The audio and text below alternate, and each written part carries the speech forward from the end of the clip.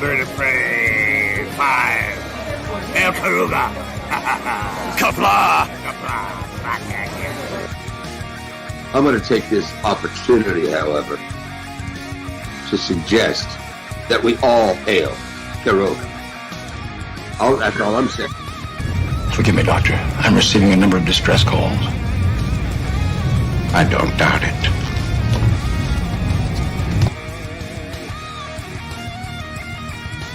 Y'all remember to tip your waitresses. Have a mighty fine night. If you come in peace, surrender or be destroyed. If you're here to make war, we surrender. Both good. The important thing is I'm meeting new people. When the appointed hour arrives, the Marauders will deactivate their cloaking devices and begin transporting Klingon shock troops directly to the landing zone. Landing zone? Where? Tell me. Why not? Your feeble weapons will be useless against us. We will kill all your males and take your females to mate with. All right. Now the Federation's taking over, whether you like it or not. You people, you've been running this planet like a piecework factory. From now on, it's going to be under one roof. You're going to run it like a business. And that means you're going to make a profit. Look at these 3 words written larger than the rest, with a special pride never written before or since. Tall words, proudly saying, "We the people."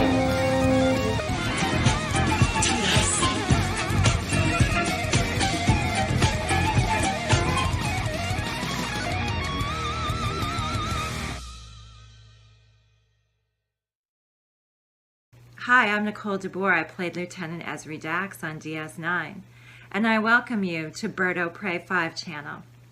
Hail Karoga.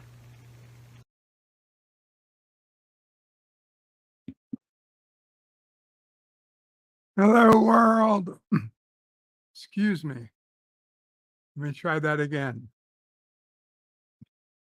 Hello, world. It's Bird of Prey 5, Qapla, and welcome to Enterprise Wednesday for Wednesday, September 20th, 2023. Today we will be watching the Season 2, Episode 18 episode of Star Trek Enterprise titled The Crossing, which originally aired April 2nd, 2003. 20 years ago, 2003. Wow.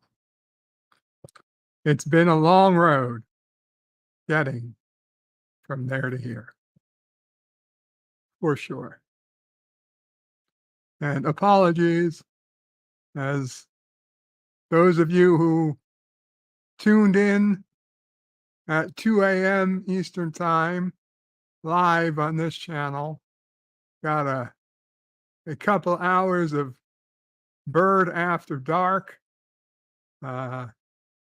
Seemed like a good idea at the time, but I'll tell you, I was a hell of a lot more awake at 2 in the morning than I am right now at 4 in the afternoon. So hopefully I'll be able to stay awake as we watch this episode of Enterprise. Live, obviously, if you not know it or never been here before, you want to watch it live in the screening room with us. You go to https://birdofprey5.com/SR. You're on a laptop or a desktop, a computer, you can just put that in a separate browser.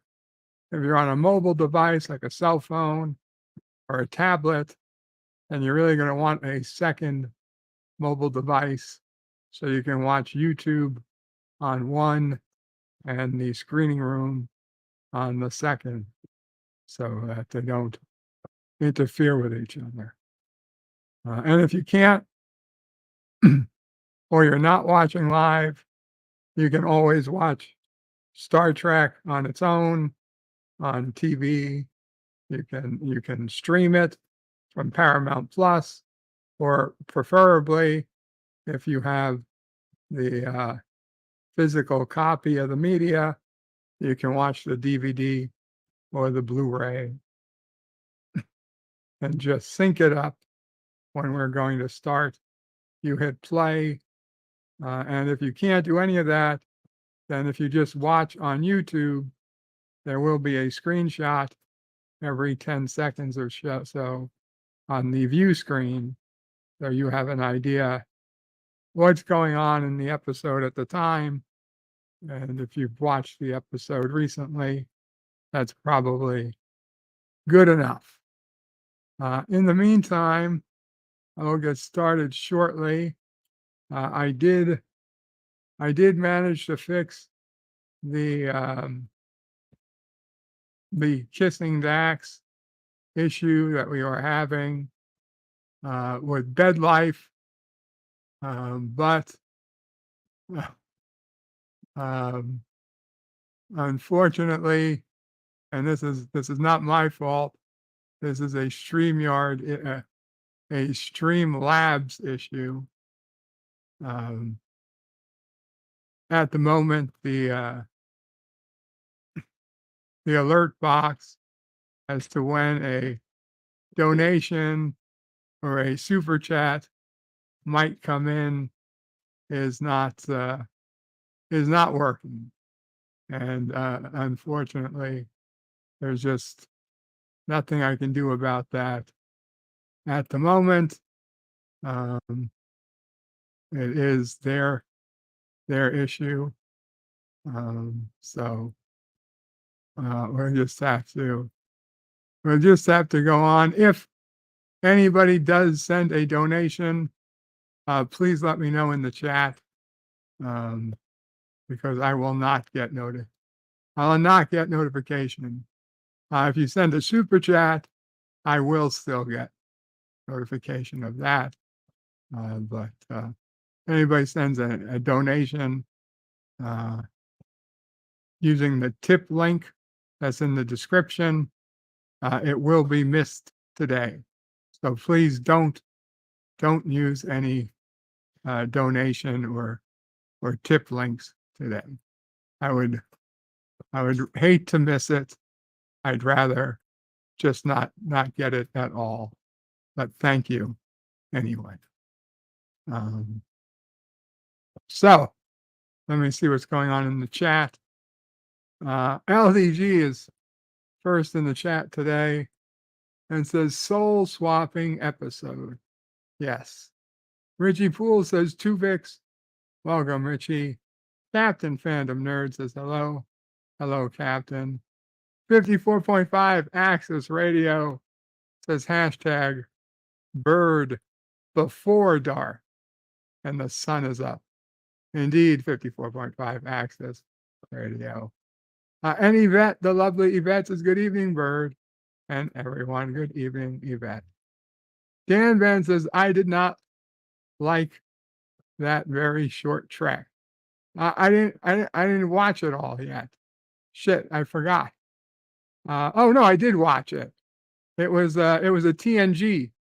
It was so today's very short trek is called Worst Contact or something. Worst First Contact. And it's just a stupid, disgusting first contact situation with Riker and Beverly Crusher and I don't know, someone else from TNG on the away team. And it was just complete garbage. A complete garbage. I definitely could have done a better. I don't listen. I don't throw around lightly that I can do a better script for Star Trek. Because I'll be honest, I don't know that I could do a better 45-minute or hour-long or movie-length script It's not easy to do. I probably could for Deep Space Nine, but I don't think I could do it for like random Trek. So I don't go out and say I can do better Trek than Alex Kurtzman. I'm sure there are people out there who can do much better Trek than Alex Kurtzman, but I'm not saying that that person is me. However, for these very short treks, I absolutely know I could do a better job than what they're putting out there. Because I'll be honest, I've already done very short treks, and I know they're funnier than the bullshit we're getting. I can't do the animation myself, but I can write the story, and I promise you, it's much better than what we've got in these last 3 weeks.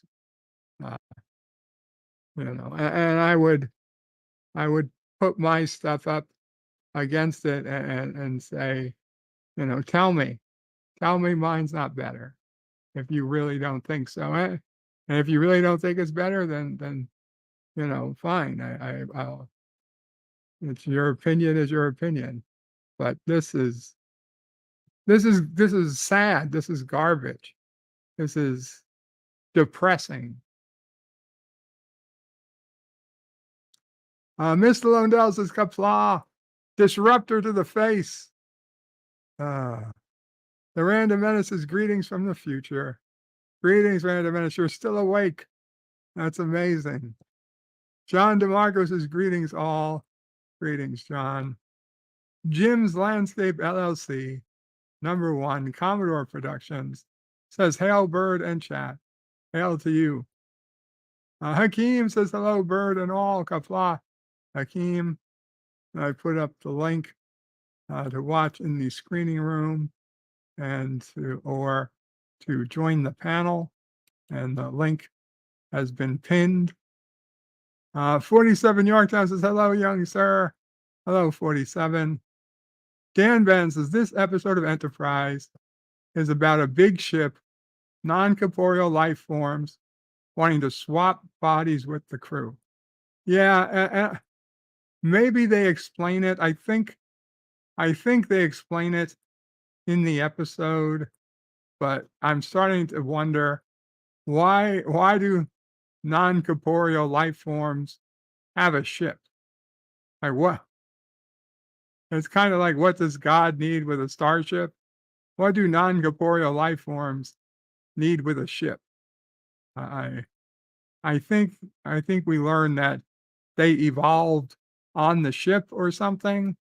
Like the ship is that old. That's just ridiculous. Dan Ben was in secondary school in 2003. Hakeem says, that was a good thought-provoking 2 a.m. stream. Thank you. Dan Ben says 9:04 in UK. And Dan Ben says, I can get YouTube on my phone or my TV. Dan Ben says, I used to have Enterprise on DVD. I like the menus and the ship images. Josh Street says, Bird of Prey 5, no one is going to be talk about what's happening after Bird falls asleep co-host. No one is going to be the talk what's happening after Bird falls asleep co-host. Apparently not, Josh Street, which would just make me have to try and stay up all the harder. Dan Ben says the DVDs have deleted scenes, but they weren't that exciting. I liked the bloopers. And Dan Ben says, I agree with you. And Dan Ben says, they're made by someone who did Adult Swim. I think it's supposed to be dark humor. Well, it's dark, but I don't know I'd call it humor. John DeMarco says, I thought the first very short track was garbage, so I have no inclination to watch any more of them. The first very short track was garbage. The second one was within the realm of comedic. It was extremely dark, but I could get it. I could get the humor. This third one is as ridiculous as the first. I don't get it. Honestly, it seemed like somebody said, make a 4-minute short track and make sure Beverly gets at least 2 minutes of speaking, and the rest just do whatever the hell you want.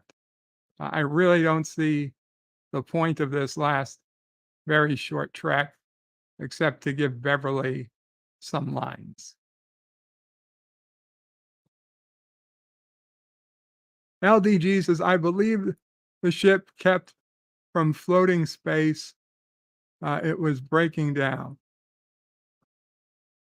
I believe the ship kept them from floating in space, and it was breaking down.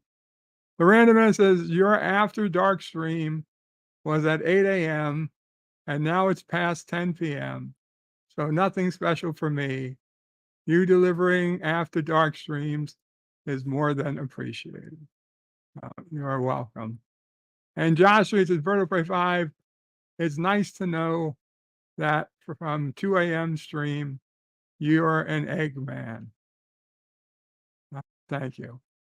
And Dan Ben says, there is a Star Trek Voyager episode called Remember. I think it was about a planet who sent a group of people away because they weren't hygienic and it wouldn't be clean.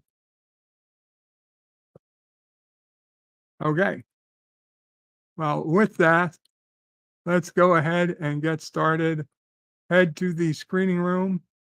Hello, Kyle, Colin, Qapla, live long and prosper.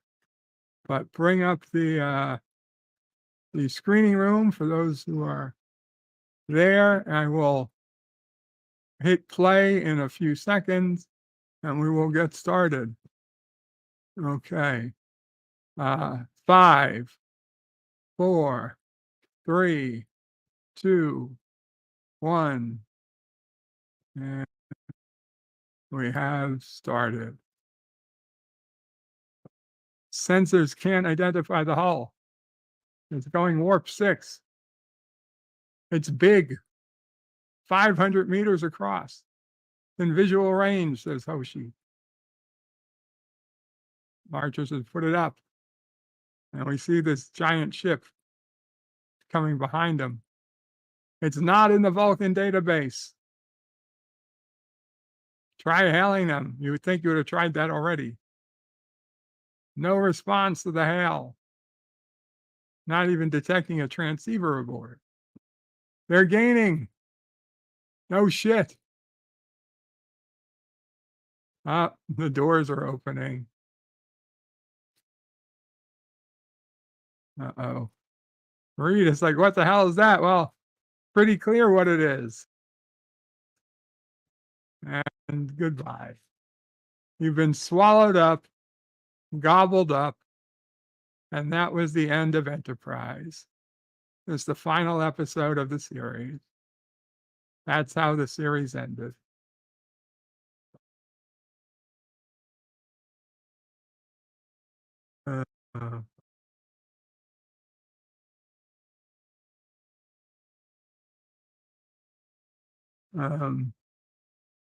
Josh reads his Vertebrae 5.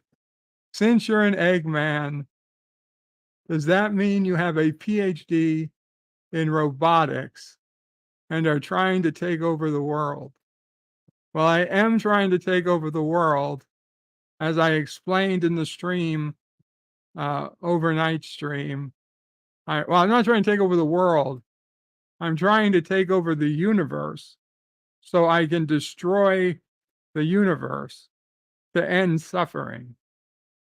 I'm trying to do it to end the suffering of people. Mr. Lundell's groovy movies. Yells, shoot it. Josh reads his Vertebrae. Isn't the episode that Trip makes the phase cannon. Is this the episode where Trip makes the phase cannon? I don't remember. Phase cannons are offline, so they already exist. The engines went down. Hold on, Trip. Sensors can't penetrate the hull.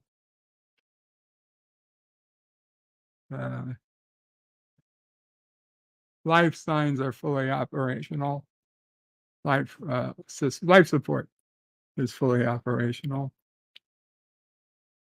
Archer wants to rotate the dorsal camera, and of course they can. It's easy to do. Travis has now enhanced zooming in. There's no elements the sensor can identify. There's all these white ghosts working, going across the ceiling. There's an atmosphere of helium, and Archer and Reed are leaving in a shuttle pod. I mean, they're just going like 100 meters or so below the ship. Like, why not just bring the ship down? I don't know. Mr. Lundell says, I think they're screwed. Oh, the atmosphere is changing. It's now nitrogen oxygen. 18 degrees Celsius. I guess they're going to take off their spacesuits. Dan Ben says, Enterprise Season 1, Silent Enemy is where they install the phase cannons on the ship. And Dan Ben, and Jim's Landscape LLC puts in a link to the Repair 2 trailer.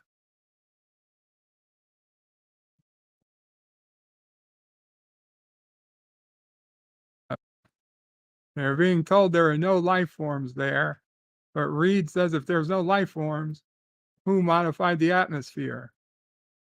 And Archer says these things sure look alive to him, even if they're not detecting biosigns.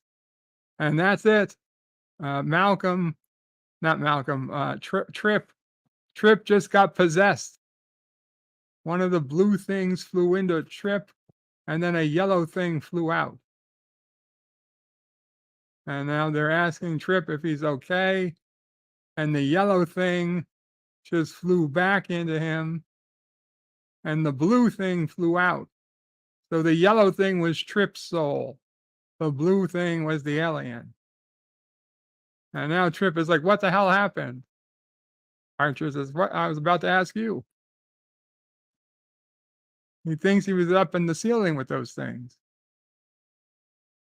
He was looking down at the three of them, but not with his eyes. He can't explain it. Uh-oh. And Archer is like, we got to get him back to the ship.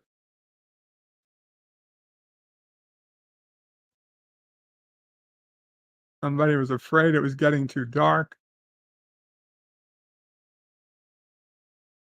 He was with his sister on Earth. Hey, look, they're in the decon chamber. Well, only Trip is. And he's not detecting any kind of parasite, says the doctor. And he's like, he knows he was on Earth. He doesn't care how far away it was. The doctor is saying the common hallucination. And they're keeping it silent. They're not letting him hear. The doctor is saying he's free to go. He's convinced Archer that it was just a common hallucination.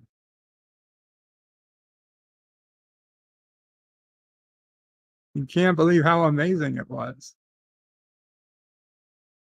Archer would keep him in sick bay a few days, but he can't afford to it. Let him know if he takes another trip to Tarpon Beach.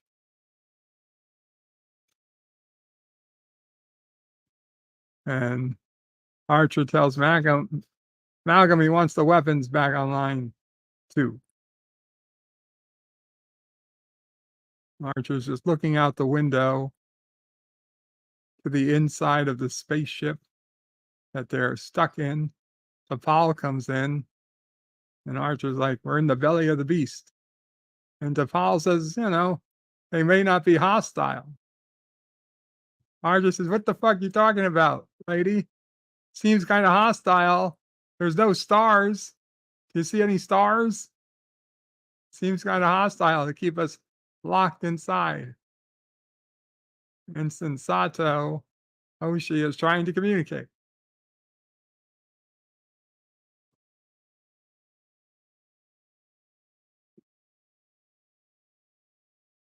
Paul has spoken with a number of officers. The crew is concerned. No shit.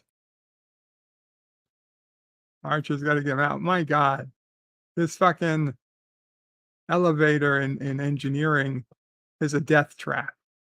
A death trap. You put your arm out, you lose it. Your foot, you lose it. Oh shit, one of the aliens is in engineering. He's coming back for Trip.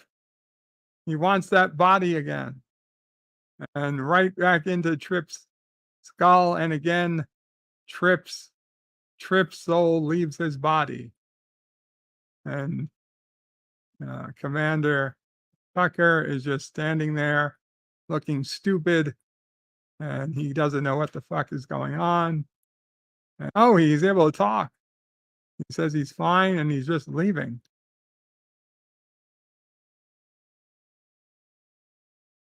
Goodbye, sir. Do you not know what to do?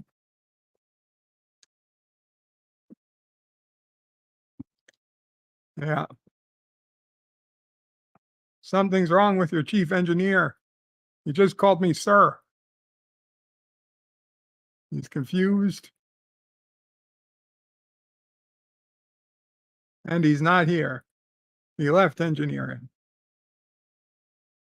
Said something about going out in a blaze of glory. No, he didn't say where he was going.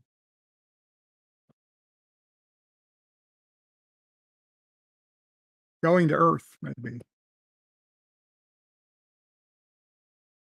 So Archer asked T'Pol to find him with the sensors, I suppose. He's in the mess hall, eating a lot of food. That's not suspicious. They're not on rations. You ask for 100. You ask for a dozen different meals, they'll serve them to you. No questions asked.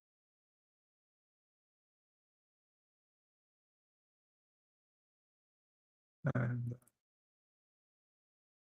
Archer realizes something's wrong and asks if he's hungry. Yes, it's all very good. And Tucker says, have you ever tried this? He's holding a piece of white bread. And Archer says, yeah, it's called bread. Have you never eaten bread before? And he says, I've never eaten anything. And now they're asking about where is the guy who used to be you? And he's being honest. He's saying he's exploring another realm. My realm. He'll be back. Archer wants him back. Alien Tucker says, no, just trust me. He's experiencing things he never thought he would. He'll be back. And they're saying, when we were outside, we saw a vapor penetrate him. He got penetrated by the vapor. Did you have anything to do with that? He's like, yeah, I guess you could call me a vapor.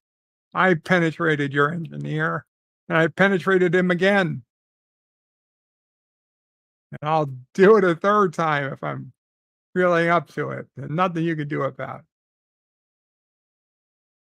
Probably should have picked another word less embarrassing than penetrated. Poor Tucker, you remember as the engineer, repeatedly penetrated by alien species.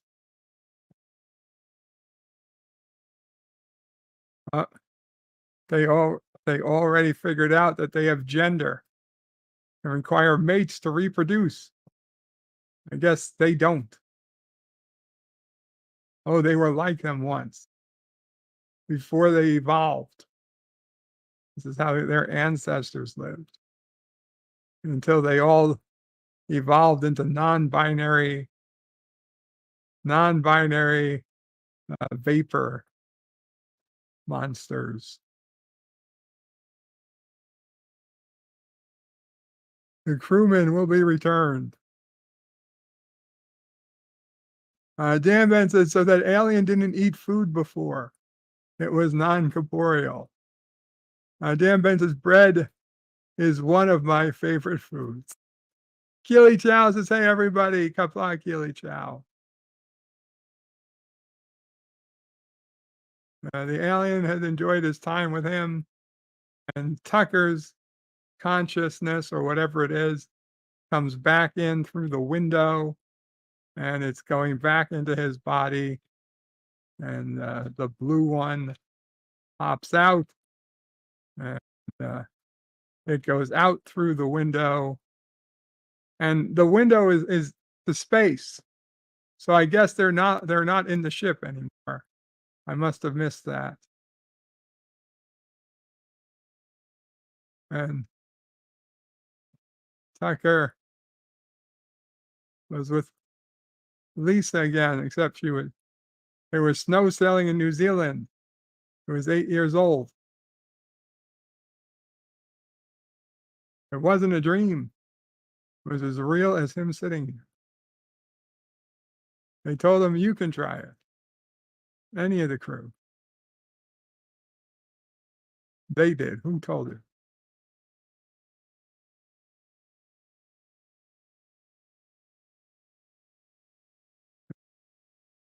Arthur's like, I thought you were with your girlfriend and whoever.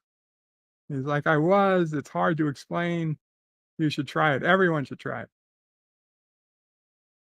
Malcolm says, Arthur tells Malcolm to take Trip to sick bay. And he's like, I'm fine, damn it. Arthur's like, you gotta let the doc check you out.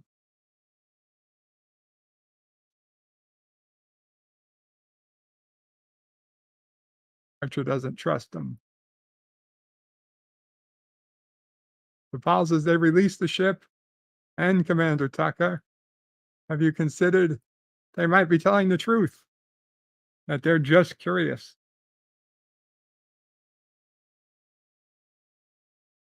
Now that the doctor's giving Trip a clear bill of health, wants to get the Enterprise out of here, but Trip says it's going to take a while. But best they can tell, their life forms have no mass. Non-corporeal beings has to be a first. Apollo thinks they just want to get to know us. And maybe I don't trust them because they're so different. The last bias of human beings, not trusting aliens that are nothing like you. Uh-oh.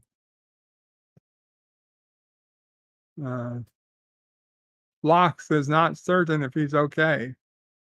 One of the beings entered him. It penetrated Phlox, but it was incompatible.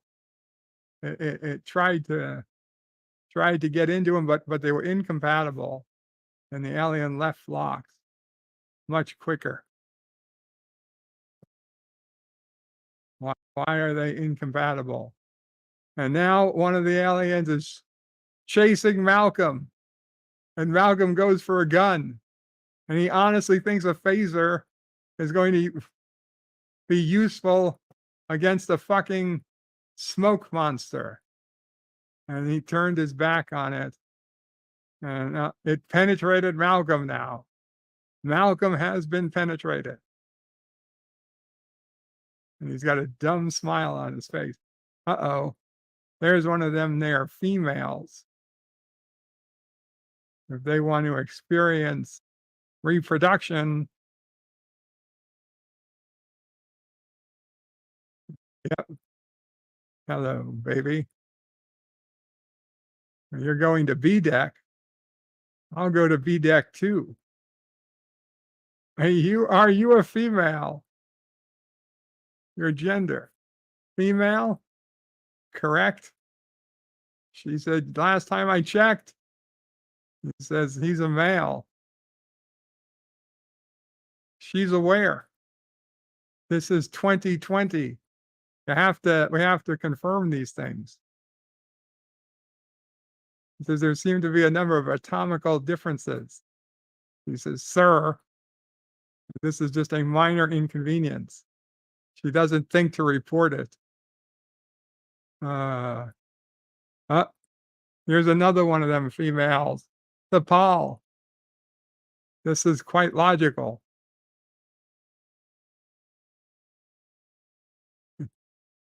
Is there something you can do for her? You're very beautiful. Are you aware you're the most attractive woman on board the ship? The Paul says, yeah, I'm pretty sure I'm up there. She's like, this is inappropriate. And he says, will you take off your clothing? I want to study your anatomy.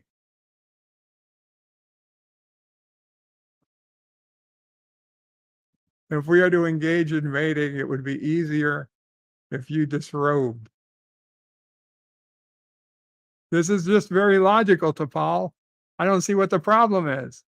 There's an alien that wants to, study this stuff. She's calling the captain and asking him to come with the security team.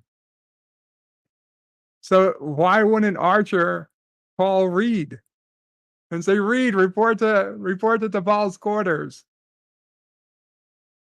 She didn't say that Reed was there. You would think he would call the security chief. Paul doesn't understand. You could experience what it's like to be us.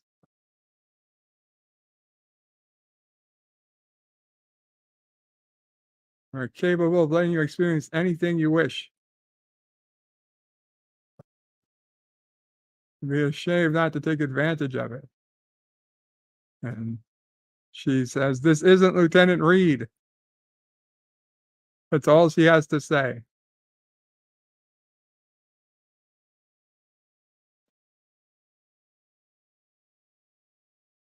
When are you planning on returning Malcolm Reed? It depends.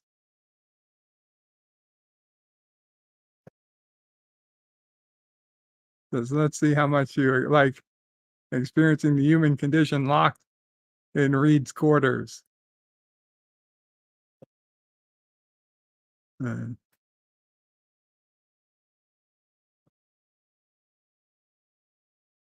Archer is telling Tucker that they've got Malcolm, needs a ship to be able to go immediately. Tucker says, are they going to give him back? Archer's like, we'll see.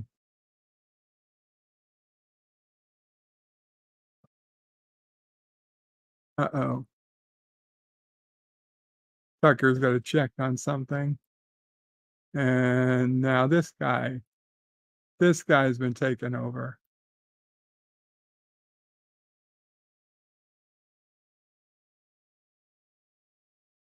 Priming the pumps. He has no idea how to do it. It's a very complex engine. Priming the pumps. That was code. Uh-oh. Hey, Captain. We lost another one.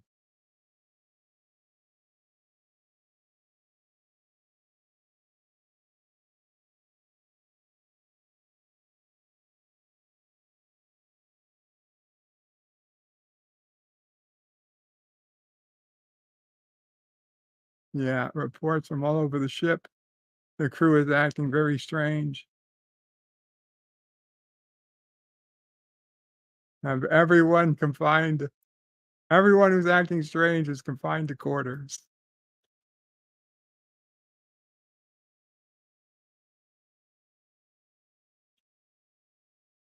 Start working on a way to find out who's themselves and who's not. They're in a tactical alert. Read alert.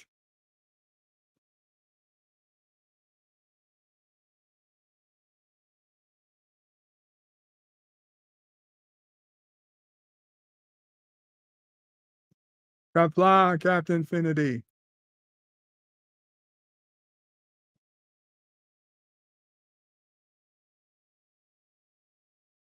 Oh, she says, what's keeping them from taking all of us?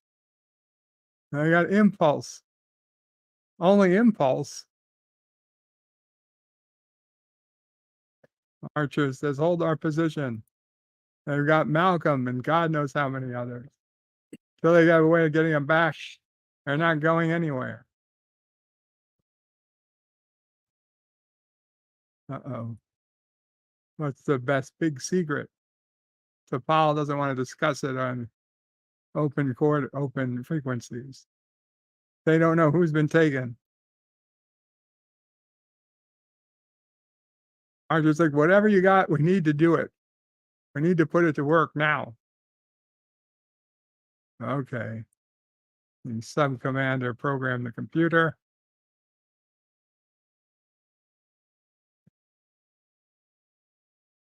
Dr. Phlox is like going to be super easy, barely an inconvenience.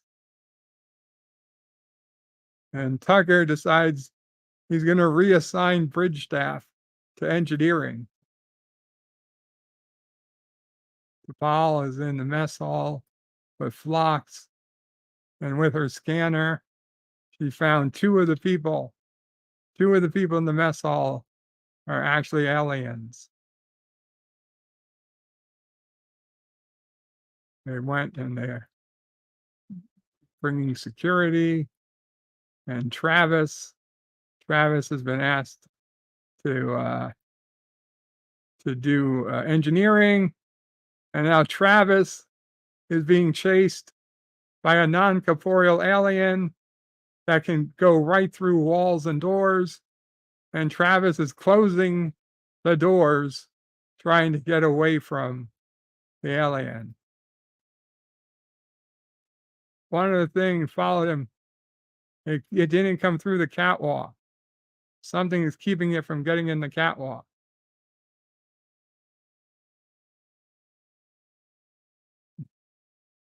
They're shielding in the nacelles. You know damn well they're shielding in the nacelles. You guys lived in the nacelles to get through a plasma storm.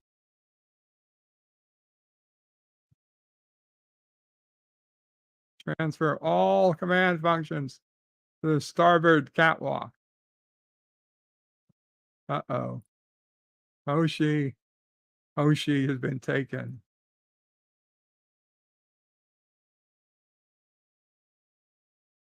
We're offering them a great opportunity. John Araki says, Qapla, no panel. Nobody wanted to come up, John Araki. It's fine. We're okay. I've got it. And a big thank you, John Araki, for all those members. I got the membership updated before the stream today. 61 members, a new record. 61 members in the opening credits today. Dan Ben says this is the second and last time they go in the catwalk.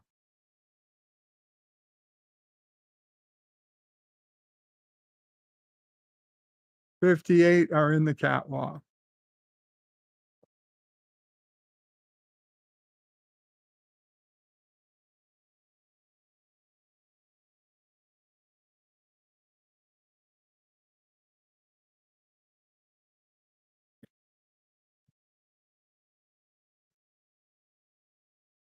T'Pol saying it's illogical to believe they can get their people back without learning more. She'd like permission to leave the catwalk. He says you wouldn't have a chance. They would take her before she got to the saucer section. She says she doesn't believe so. The Vulcan mind is far more disciplined than you stupid Earthlings. John Araki says, I try to give back every time I get a membership gift from someone. Or give forward, I guess. Well, John, it is very appreciated and more than enough. You are a gentleman, sir. A generous gentleman.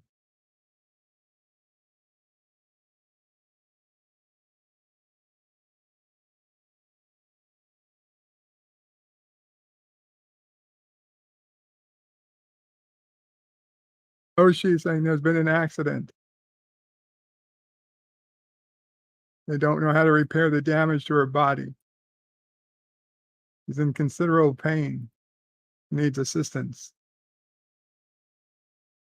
John Araki says Birds fans are very generous. I am very lucky indeed. Phlox comes in armed like a badass. He can't move.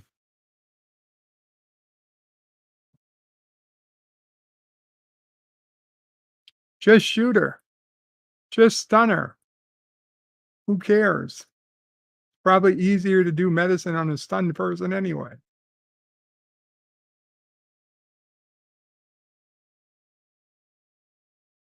If she's in pain. Uh-oh.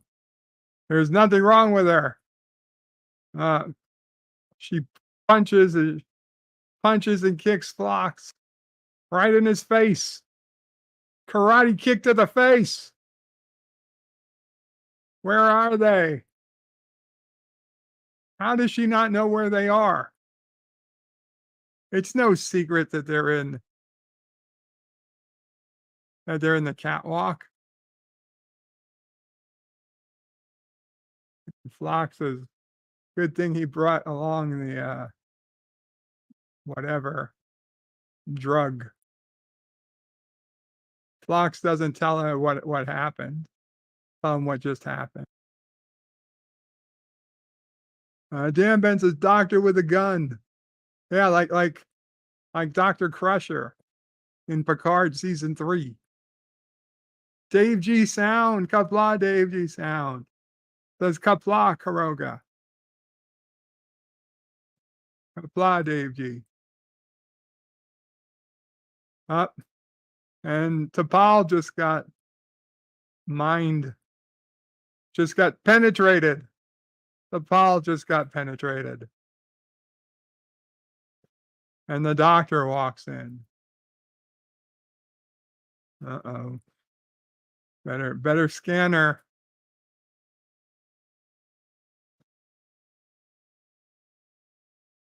Phlox to Archer.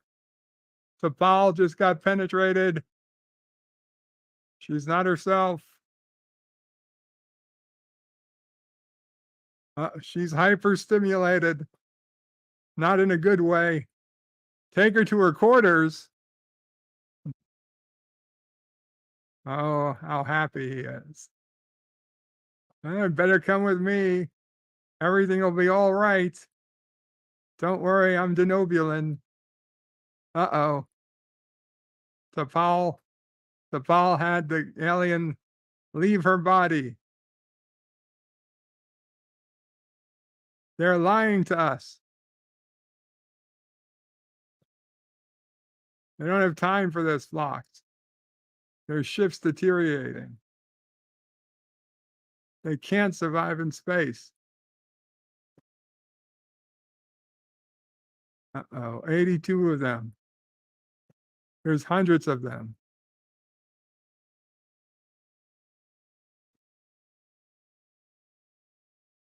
Where's Tucker? Find him.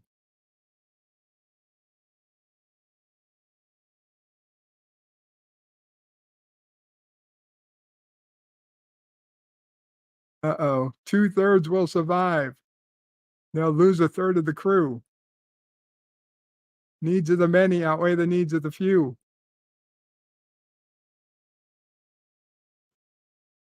Can they survive in a host that's dead? That would be no different than being exposed to space. They die. Why can't they be exposed to space? Plot convenience?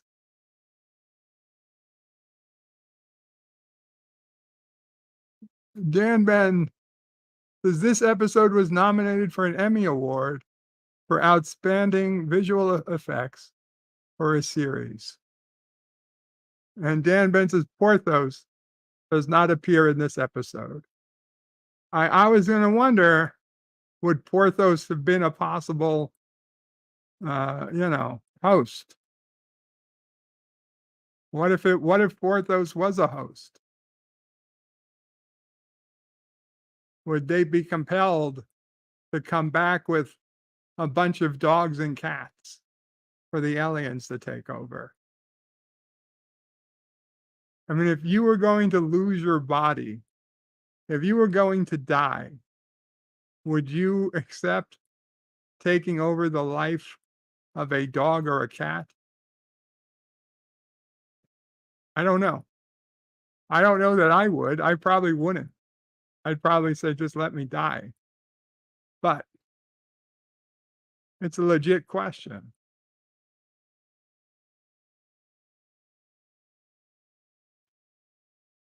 Dan Ben says this episode marks the first time humans encounter chronological appearance of a non-corporeal life form.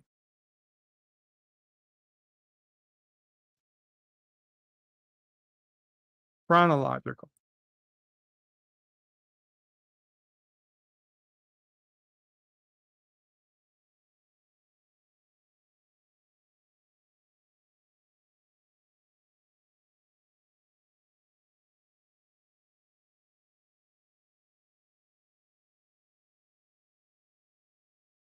Dan Ben says it's not explained how Trip got possessed while he is supposed to be shielded from aliens on the nacelle catwalk.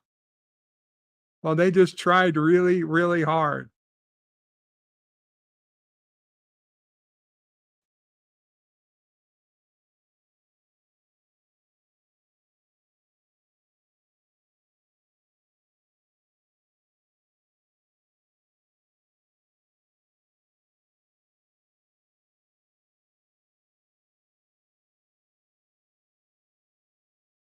You would think you would at least try to pretend that he's real.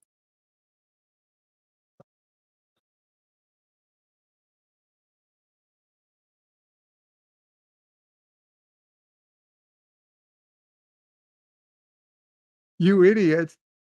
It's not safe. What do you think he is now?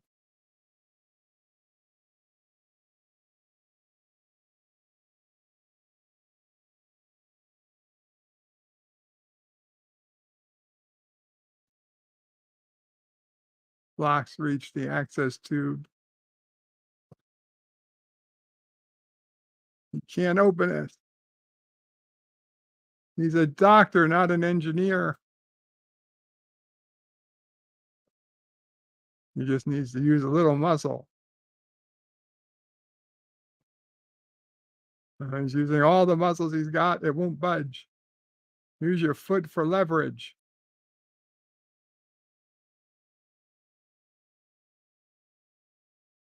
There he goes.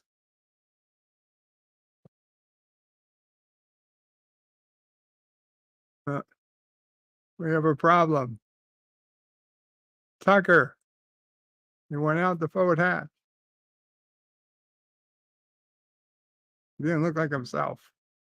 One of those things got inside. Uh-oh. Trip's been taken, Doc. He lets his buddies out of the quarters. They're going to stop you. Purge the osmotic filters. What the fuck is an osmotic filter?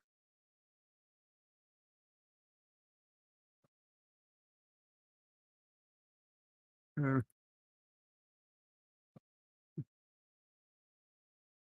doesn't think a pair of gloves is going to. Does he have the mask off? Did it break when he fell?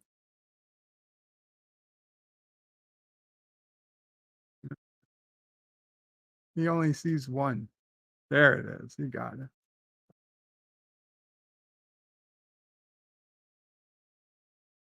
Two rotary valves and a lever. Check.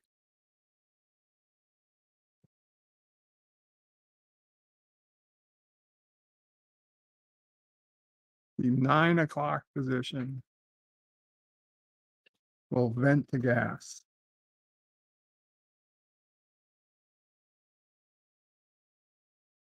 And there's Tucker fighting him.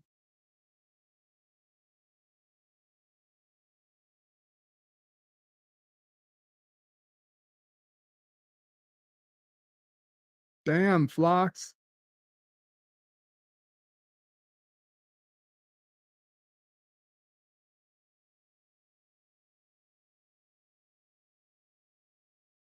Io suit to the face.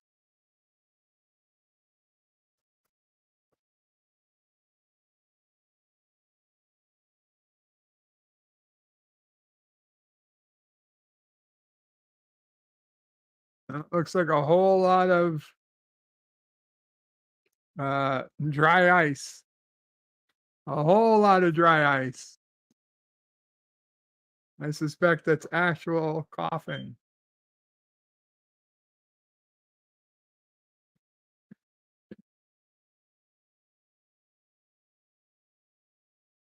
Dave G sounds as I just took my pills. I feel like I ate bricks. I'm sorry, Dave G. Are they iron pills? John Aragi says shields were made for penetrating. And there's Hoshi. Hoshi just got penetrated. Again.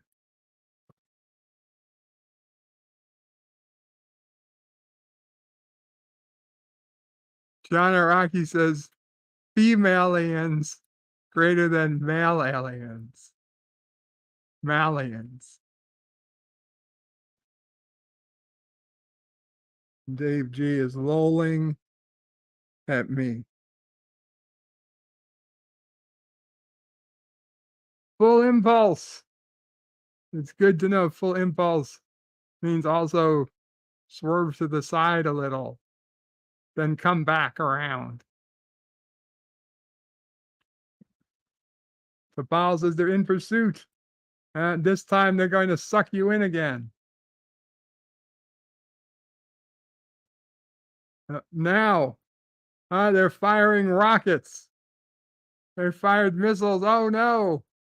They're blowing up the ship. They're destroying those non-corporeal life forms. They're all going to die.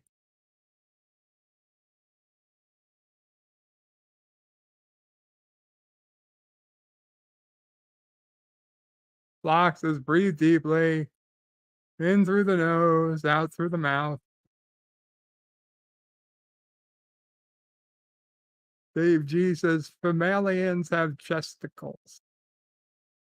And Phlox is taking Tucker to unlock all the doors. And a lot of doors to unlock.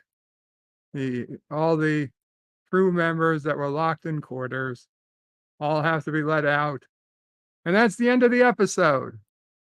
They destroy the ship. Presumably, all of these non-corporeal aliens that they just met have been killed. And that's it. They'll go on to another adventure next week. I mean, that's I'll be honest, it's a very weak way of ending an episode. I mean, just kill the bad guys. You kind of want better. You kind of hope for a better end to your trek, right? I mean, that's. I feel like if this was the original series, or even TNG, it would find some way to end it on a positive note. Like, yeah, the aliens, you know, the aliens were originally trying to screw everybody over, but by the end they figured out, and they ended up, communicating, and life life life goes on. Everybody has a happy ending. Not in this episode. This was not a happy ending. Yvette says that was a great episode. Thanks, Bird. You're welcome, but I don't know if it was so great, Yvette. I feel like it was a bit of a lazy ending, but it was interesting. I'll tell you that much. It kept me awake for certain, and I honestly didn't think it would. So I think it was I'd put it like a 7, a 6 or 7. Um, it it was really good up till the very end. At the very end, it lost a couple of points for me. Dave G says, killed. I wonder how many John Wick has killed with his stories. Very many, it would seem. LDG says, thanks, Bird. And it's still better than Threshold. Indeed. Dave G says, hi to LDG, who says howdy to Dave. Okay, guys, thanks you all for tuning in. We'll be back at this again, hopefully next week. Next Wednesday is Judgment. Next week is Judgment, Season 2, Episode 19. This is a Klingon episode where Archer finds himself on the witness stand of a Klingon tribunal, where he's charged with both aiding rebels opposed to the Empire and attacking a Klingon ship. And J.G. Hertzler, who usually played Martok, will be in the episode as the lawyer, as Advocate Polos. And, yeah, a lot of Klingons, and Aurora Penthe is back again. Back again since Star Trek VI, The Undiscovered Country. John DeMarco says, thanks for the stream. You're welcome. Dan Ben says, there's a similar episode in Season 4, Observer Effect. Aliens possess the bodies of some crew members to observe humanity's reaction to tragedy. Oh, that's an awesome episode, Dan Ben. I really enjoy that episode. Dave G. Sounds says, thanks for being on. You're welcome, Dave G. John DeMarco says, have a good evening, all. Take care, John. Dan Ben says, I like the episode Judgment. So do I. And Dave G. Sound says, JG has said Dave G. Sound on an old Axonar stream. Very cool. Very cool. Yeah, he said, at the beginning of my streams, JG says, I just want to say all should hail Karoga. I'm just saying. So I really love that he did that for me. Yeah, I'll be honest, I don't always agree with JG on his politics, but he's a very good Klingon actor, and he's you know, I agree. I enjoy that he's willing to, hang out with fans. So big thanks to JG Hertzler. He's a great guy. Even if his politics is backwards and wrong, but yeah. And he loves horseback riding, says Dave G. Sound. I had no idea. With that, though, we're going to go Qapla All, bird out.